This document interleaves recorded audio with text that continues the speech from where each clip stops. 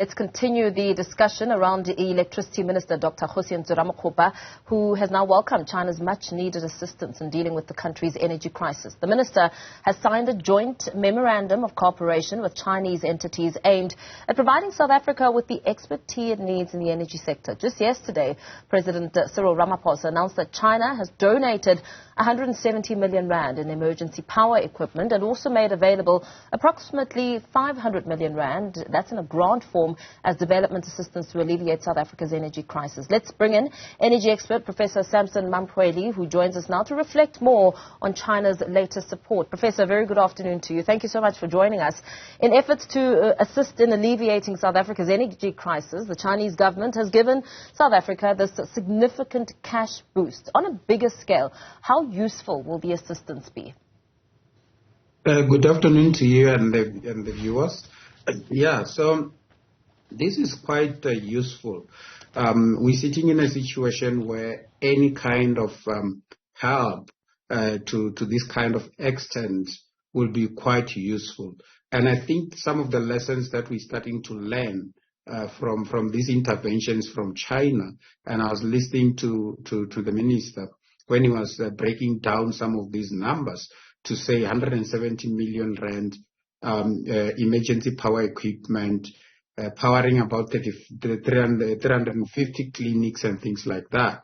The question is, can South Africa do kind of similar interventions? For instance, 170 million rand is a drop in the ocean, the bigger scheme of things, which we can invest in by ourselves. But we welcome these kind of initiatives from China, and if other countries can do the same, it would have been of great help as well. And I agree with the minister that this emergency power equipment, for instance, will help in terms of alleviating the intensity of load shedding, because once it's there, it's connected to the grid, it takes away the demand from these public entities where it's going to be used. So this is a welcome gesture.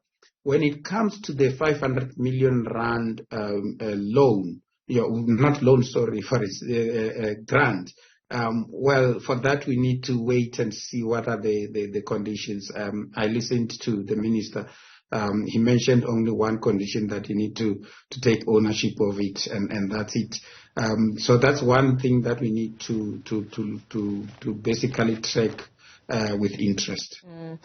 We know that a number of memorandum of agreements have been signed with Electricity Minister Kgosientsho Ramokgopa. In fact, we just listened into the discussion with my colleague Duduzi Leramila speaking to him, and one of the MOUs signed is the Joint Memorandum of Cooperation, with the aim of China supporting South Africa's energy security and sovereignty needs.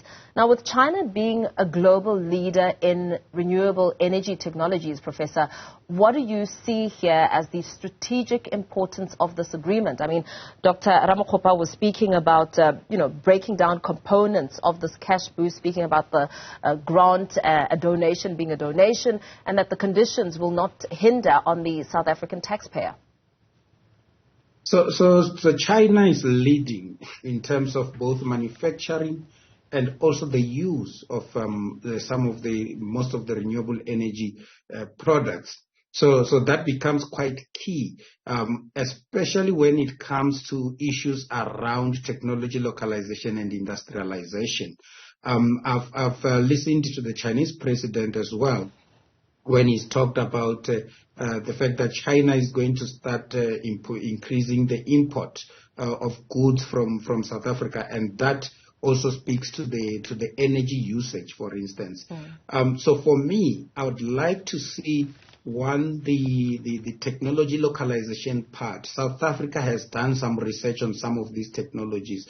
For instance, we've got private companies in China that have been included in some of these agreements, such as Huawei, that are involved in the hydrogen economy, or the hydrogen sector, so to speak. South Africa has invested 1 billion rands over the past 13 to 14 years in research, in the hydrogen research under the HySA program, or Hydrogen South Africa program.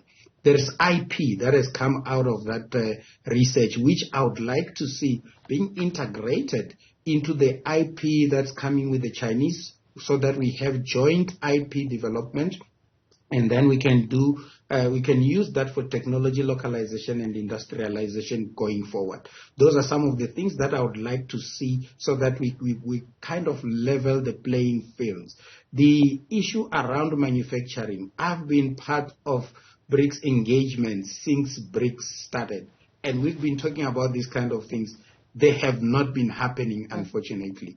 Industrialization, when you talk industrialization, all these countries didn't want to bring their manufacturing machines here in South Africa. The West, that we've been talking badly about, have been bringing in manufacturing machines into the country. Let's look at in Gqeberha, for instance, in the automotive industry. We've got manufacturing machines that are coming from the West, and we've got local people employed. Yes. Let's take that kind of an example and use it. The Chinese have come into Gqeberha. They are manufacturing some of their automotives there. But you walk in there, we walk into China. Those are the things that one would caution against at the particular moment. Absolutely. Thank you so much, Professor Samson Mamphweli. We would have loved to continue this discussion, but unfortunately we have to leave it there for now. Thanks for weighing in there as an energy expert.